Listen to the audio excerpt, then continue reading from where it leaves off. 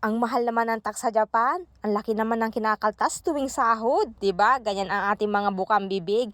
Kasi nga ganito 'yan. Ang ganda kasi ng mga pasyalan dito. Pag nag-CR ka, malinis, napakalinis. Only tissue pa, wag lang iuwi. Joke lang, ang linis niya, wala yang bayad. Hindi sa atin sa Pilipinas, may bayad 'di ba? Ihi, popo, depende pa.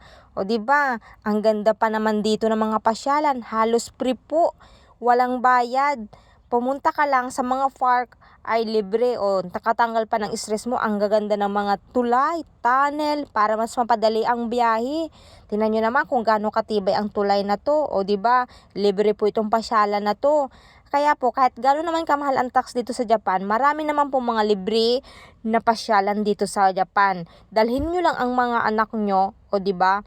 Nakapasyal pa kayo. Kaya kung gaano naman kamahal ang ating tax, okay pa rin kasi at least nakikita natin kung gaano kaganda ang Japan, kung paano nila ginagamit, hindi nila binubulsa, o 'di ba?